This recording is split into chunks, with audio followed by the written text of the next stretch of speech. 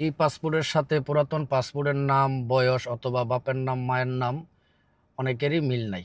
সেই ক্ষেত্রে করণীয় কি? আসসালামু আলাইকুম, আশা করি প্রবাসী ভাইয়েরা ভালো আছেন। আমাদের অনেক বাংলাদেশি প্রবাসী ভাইদের এই পাসপোর্টে একটা সমস্যায় ভুগতে হচ্ছে। যেমন পুরাতন পাসপোর্ট একরকম, এখন নতুন ই পাসপোর্ট বানাইতেছে, ই পাসপোর্ট আসতেছে অন্যরকম। কারো নামের পরিবর্তন, কারো বয়সের পরিবর্তন, কারো বাপের নামে পরিবর্তন। তো সেই ক্ষেত্রে আপনাদের কি করণীয়? অনেকেই টেনশন করেন যে কিভাবে ভিসা লাগাবো, নাম পরিবর্তন হয়ে আসলে বা বাপের নাম পরিবর্তন হয়ে আসলে হয়তো বা ভিসা লাগাইতে পারবো না, এরকম অনেকেই চিন্তাধারা করেন। আসলে এটা কোনো বড় ধরনের সমস্যা না। আপনার যখন নাম পরিবর্তন হয়ে আসবে, যখন ই পাসপোর্ট বানাবেন, নাম পরিবর্তন হয়ে আসার পরে আপনি বাংলাদেশ এম্বাসি থেকে একটা লেটার নেবেন। আপনার একটা লেটার দিবে তারা। ওই লেটারটা আনতে গেলে হয়তো কিছু টাকা ওইখানে দেওয়া লাগতে পারে। তো ওই টাকাটা দিয়ে যদি আপনি লেটার নিয়ে আসেন, লেটার আনার পরে ওই লেটার সহ পুরানো পাসপোর্ট, নতুন পাসপোর্ট আপনি আপনার বসের কাছে জমা দিবেন। আপনার যখন ভিসা, নতুন ভিসা লাগাবেন তখন। তো নতুন ভিসা লাগাতে গেলে ওই লেটারটা সহ যদি আপনার বসের কাছে জমা দেন, সেক্ষেত্রে আমি যতটুকু জানি টাকা পয়সা লাগে না। যেমন আমার বসে আমার কাছ থেকে, আমাদের কাছ থেকে টাকা নেয় না এই পাসপোর্ট আপডেটের ক্ষেত্রে। এম্বাসি থেকে লেটারটা যদি নিজে গিয়ে আইনা দেয়, তারপর ওই লেটার সহ বসের কাছে দিয়ে দেয়, তো বসে ওই পুরাতন পাসপোর্ট থেকে নতুন পাসপোর্টে আপডেট দিয়ে ভিসা লাগাই দেয়। তো সেই ক্ষেত্রে কোনো চার্জ আমাদের বসে করে না।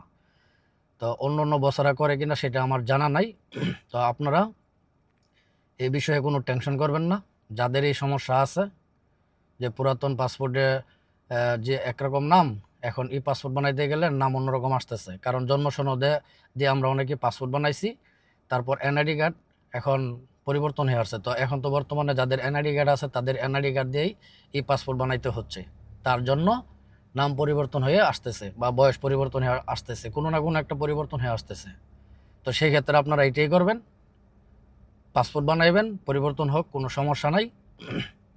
এখন যদি পরিবর্তন হয় তো ভবিষ্যতের জন্য একবারে ঝামেলা মুক্ত, ভবিষ্যতে আর সমস্যা হবে না। আপনারা এনআইডি কার্ড দিয়ে যদি পাসপোর্ট বানিয়ে ফেলেন, তখন ওই সাথে লেটারটা নিয়ে আসবেন। লেটারটা আনার পরে আপনি আপনার বসের কাছে জমা দিবেন। জমা দেওয়ার পরে আশা করি আপনাদের বস এটা আপডেট করে দিবে।